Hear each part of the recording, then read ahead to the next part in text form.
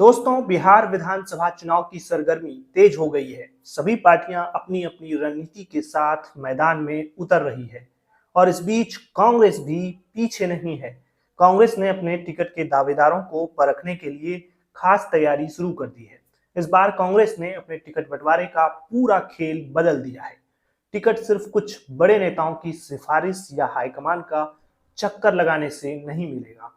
पहले पैरवी और सिफारिश का आरोप लगता था, अब उसे कंट्रोल करने की कोशिश की गई है। पार्टी ने टिकट चाहने वालों से ऑनलाइन आवेदन मांगा है और आवेदन के साथ कई शर्तें भी रख दी है।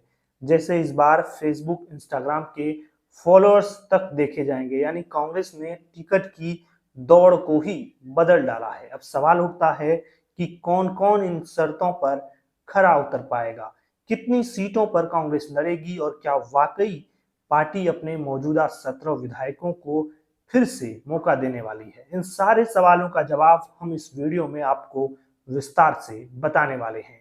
नमस्कार, मेरा नाम है अभिषेक और आप देख रहे हैं पब्लिक वाणी।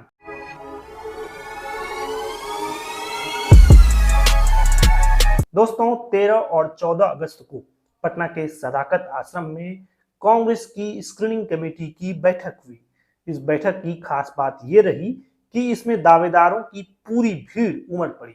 अध्यक्ष अजय माकन, राज्यसभा सांसद इमरान प्रताप गढ़ी, परिणीति शिंदे और कुणाल चौधरी की मौजूदगी में अलग अलग विधानसभा क्षेत्रों से आए नेताओं ने अपने टिकट के लिए दावेदारी पेश की। यहाँ सिर्फ ऑनलाइन आवेदन करने वाले ही नहीं बल्कि कई नेता सीधे पार्टी दफ्तर पहुंच गए और ऑफलाइन तरीके से भी टिकट की मांग की। इन दावेदारों में मौजूदा विधायक, पूर्व सांसद, पूर्व मंत्री और कांग्रेस के वरिष्ठ नेता शामिल थे। कांग्रेस ने इस साल टिकट बंटवारे के लिए नई व्यवस्था बनाई है। पहले के आरोपों को ध्यान में रखते हुए टिकटार्थियों के लिए ऑनलाइन आवेदन मांगे गए हैं। आवेदन में उम्मीदवारों से व्यक्तिगत ब्यौरा मांगा गया था। उसके साथ कई शर्तें भी रखी गई थी जिन्हें पूरा किए बगैर टिकट नहीं देने की बात कही गई। जो शर्तें टिकट पाने वालों के लिए रखी गई उनमें जन आक्रोश रैली, सामुदायिक मीटिंग, माई बहन मान योजना के लिए रजिस्ट्रेशन, पार्टी का झंडा अभियान का पूरा ब्यौरा देना अनिवार्य था। फेसबुक, इंस्टाग्राम पर फॉलोअर्स की संख्या भी देखा जाएगा। बात करते हैं सीटों की। मीडिया रिपोर्ट्स कहती है कि महागठबंधन इस बार कांग्रेस को 55 से 60 सीटें मिल सकती है। पिछली बार यानी 2020 के चुनाव में कांग्रेस 70 सीटों पर चुनाव लड़ी थी, जिसमें से उसे सिर्फ 19 सीटों पर ही जीत मिली थी। यही कारण है कि इस बार पार्टी ज्यादा सीटों पर नहीं बल्कि सही सीटों पर फोकस कर रही है। खबर यह भी है कि कांग्रेस ने अब तक 45 से ज्यादा सीटों की लिस्ट तैयार कर ली है। इनमें पिछली बार जीती गई सभी 19 सीटें शामिल है। बाकी सीटों में से कुछ ऐसी भी हैं जिन पर पिछली बार आरजेडी और लेफ्ट की पार्टियां लड़ी थी। इसका मतलब साफ है कि इस बार सीटों की अदला बदली भी हो सकती है। कांग्रेस की स्ट्रेटजी बिल्कुल साफ है कि सीटों की संख्या से ज्यादा जीत पर फोकस, इसलिए सिर्फ उन्हीं इलाकों में चुनाव लड़ा जाएगा जहां जीत की संभावना ज्यादा है। इधर राहुल गांधी लगातार कह रहे हैं कि ओबीसी और दलितों को ज्यादा हिस्सेदारी मिलना चाहिए। ऐसे में टिकट बांटने में सोशल इंजीनियरिंग का खास ख्याल रखा जाएगा। माना जा रहा है कि इस बार कांग्रेस ईबीसी यानी अति पिछड़ा वर्ग और दलित उम्मीदवारों को ज्यादा टिकट दे सकती है। अब आते हैं कि सबसे बड़े सवाल पर कि क्या कांग्रेस अपने मौजूदा विधायकों को रिपीट करेगी। मीडिया रिपोर्ट्स के मुताबिक पार्टी का इरादा अपने 17 मौजूदा विधायकों को दोबारा टिकट देने का है। यह फैसला कांग्रेस के अंदरूनी सर्वे के आधार पर लिया गया है। हालांकि अभी कांग्रेस के कुल 19 विधायक हैं, लेकिन इनमें से 2 सिद्धार्थ सौरभ और मुरारी गौतम पार्टी छोड़ चुके हैं। ऐसे में 17 विधायक बचे हैं और संभावना है कि इन्हें फिर से टिकट मिलेगा। लेकिन किसको फाइनल मौका मिलेगा और किसे नहीं, इसका फैसला टिकट बंटवारे के बाद ही साफ होगा। तो दोस्तों, आने वाले दिनों में कांग्रेस किन किन सीटों पर चुनाव लड़ेगी और उसके मौजूदा 17 विधायक कौन कौन हैं, इसके बारे में हम आपको डिटेल में बताते हैं। भागलपुर से अजीत शर्मा कांग्रेस के विधायक हैं। अजीत शर्मा 2 बार के विधायक हैं, पिछली बार बहुत कम वोटों से 1113 वोटों से ही जीते थे। इसके बाद है इजहारुल हुसैन, जो कि किशनगंज से जीतकर पहली बार विधायक बने। पार्टी के पुराने कार्यकर्ता माने जाते हैं और पिछली बार सिर्फ 1381 वोटों से ही चुनाव जीतने में कामयाब हुए थे। उनके बाद है प्रतिमा दास, जो कि राजा पाकर से जीतकर पहली बार विधायक बनी। लंबे समय से महिला कांग्रेस से जुड़ी रही हैं और पिछली बार मात्र 1796 वोट से चुनाव जीतने में कामयाब हुई थी। इसके बाद है विजय शंकर दुबे, जो कि महाराजगंज के विधायक हैं, 5 बार विधायक रहे हैं। राबड़ी देवी की सरकार में मंत्री भी रह चुके हैं और पिछली बार 1976 वोटों से चुनाव जीतने में कामयाब हुए थे। इनके बाद हैं आनंद शंकर, जो कि औरंगाबाद से दूसरी बार विधायक बने हैं। राजनीति इनको विरासत में मिली है और पिछली बार 2243 वोटों से चुनाव जीतने में कामयाब हुए थे। खगड़िया से छत्रपति यादव कांग्रेस के विधायक हैं, जो कि पहली बार जीतकर विधायक बने। इन्हें भी जो है राजनीति विरासत में मिली है। 2020 के चुनाव में इन्हें 3000 वोटों से जीत मिली थी। इसके बाद है मुन्ना तिवारी, जो कि बक्सर से विधायक हैं। कांग्रेस की रिपोर्ट में माना जा रहा है कि इनकी पकड़ जो है जमीन पर मजबूत है। पिछली बार 3892 वोटों से ही चुनाव जीते थे। वहीं करघर से संतोष कुमार मिश्रा पहली बार विधानसभा पहुंचे थे 2020 में। इनकी भी जो राजनीति है वो विरासत से मिली है और पिछली बार जो है 4083 वोटों से चुनाव जीतने में कामयाब हुए थे। वहीं डॉक्टर अजय कुमार सिंह जो है पिछली बार 4432 वोटों से हराकर पहली बार जमालपुर से विधायक बने थे। मंत्री शैलेश कुमार को इन्होंने 2020 के विधानसभा चुनाव में हराया था। बात करते हैं वीरेंद्र चौधरी, जो कि मुजफ्फरपुर से विधायक हैं, कई पार्टियों में रह चुके हैं और पिछली बार मंत्री सुरेश कुमार शर्मा को इन्होंने 6326 वोटों से हराया था। वहीं राजेश कुमार कुटुंबा से चुनाव जीते हैं, कांग्रेस के टिकट पर दूसरी बार विधायक चुने गए हैं और पिछली बार 16,653 वोटों से चुनाव जीते थे और अब राजेश कुमार को कांग्रेस ने बिहार का प्रदेश अध्यक्ष बना दिया है। बात करते हैं नीतू कुमारी, जो कि हिसुआ से विधायक हैं। उनके ससुर जो आदित्य सिंह जो हैं कई बार हिसुआ से विधायक रह चुके हैं और मंत्री रह चुके हैं।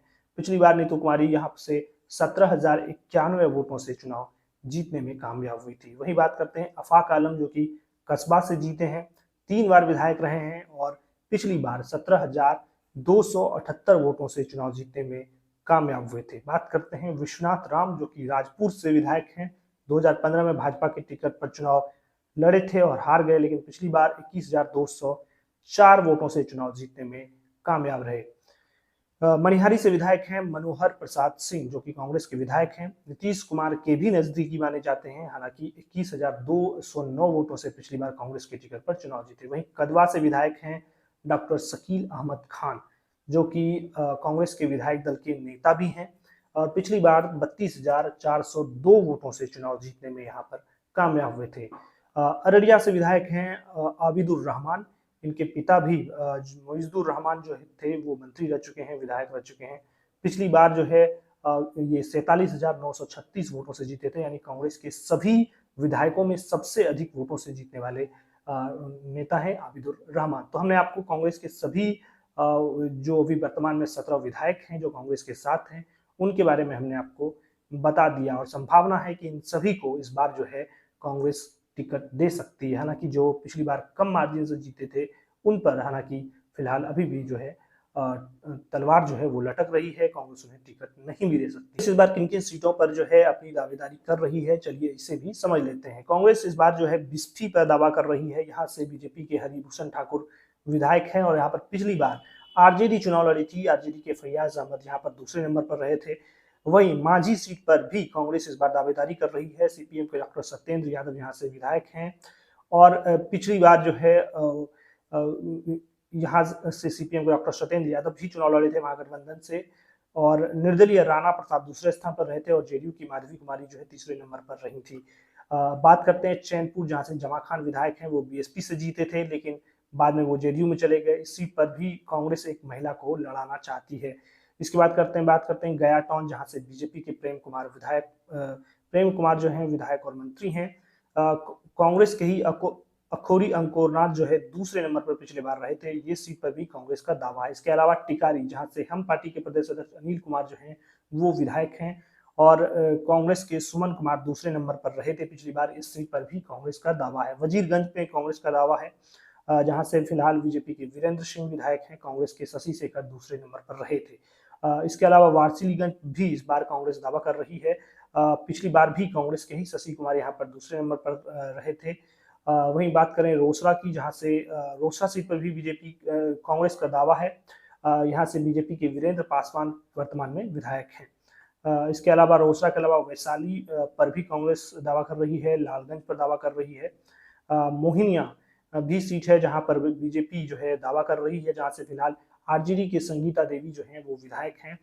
हरलाखी सीट जो है जदयू के सुधांशु शेखर यहाँ से विधायक हैं, और सीपीआई के राम नरेश पांडे पिछली बार यहाँ से दूसरे नंबर पर रहे थे, इस सीट पर भी कांग्रेस इस बार दावा कर रही है। इसके अलावा तरारी, जहाँ से माले के पिछली बार सुदामा प्रसाद जीते थे और दूसरे नंबर पर निर्दलीय सुनील पांडे रहते। हालांकि 2024 में जब फिर उपचुनाव हुआ, जब सुदामा प्रसाद सांसद बन गए, तो सुनील पांडे के पुत्र जो है विशाल प्रसाद यहाँ से बीजेपी के टिकट पर चुनाव जीते। इस सीट पर भी कांग्रेस इस बार दावा कर रही है। भोरे सीट पर दावा कर रही है, जहां से माले के जितेंद्र पासवान पिछली बार दूसरे नंबर पर रहे थे। हाजीपुर सीट पर भी इस बार बीजेपी कांग्रेस जो है वो दावा कर रही है। आरजेडी के देव कुमार चौरसिया पिछली बार यहाँ से दूसरे नंबर पर रहे थे। वहीं कुम्हरार सीट पर बीजेपी भी कांग्रेस का दावा है, जहां से आरजेडी के धर्मेंद्र कुमार दूसरे नंबर पर रहे थे। गोविंदपुर सीट पर कांग्रेस दावा कर रही है, जहां से आरजेडी के मोहम्मद कामरान इस बार विधायक हैं फिलहाल वर्तमान में। बेनीपट्टी सीट पर भी कांग्रेस का दावा है। पिछली बार यहाँ से कांग्रेस की भावना झा दूसरे नंबर पर रही थी। वहीं विक्रम, बेगूसराय, नरकटियागंज भी कांग्रेस का दावा है। राजनगर, जहां से आरजेडी के राम अवतार पासवान पिछली बार दूसरे नंबर पर रहे थे। बछवाड़ा सीट पर कांग्रेस का दावा है। रामगढ़ सीट पर दावा है, और बगहा सीट, ये सीटें हैं जिन पर कांग्रेस इस बार जो है दावा कर रही है। हालांकि पार्टी को ये उम्मीद है कि कहीं ना कहीं जो है इस बार जो महागठबंधन में उनकी जो सीट शेयरिंग होगी, कम से कम उनके हिस्से 50 से अधिक सीटें जो है वो जरूर आएगी। और ऐसे में कांग्रेस इन सीटों पर मजबूत दावेदारी कर रही है, जिसमें से महागठबंधन की दूसरी पार्टियां जहां पर पिछली बार चुनाव लड़ी थी, उन सीटों पर भी कांग्रेस इस बार दावा कर रही है। बाकी आपको क्या लगता है, अपनी राय कमेंट बॉक्स में जरूर रखिए। वीडियो को लाइक कीजिए और हमारे चैनल को सब्सक्राइब कीजिए। आपका बहुत बहुत धन्यवाद।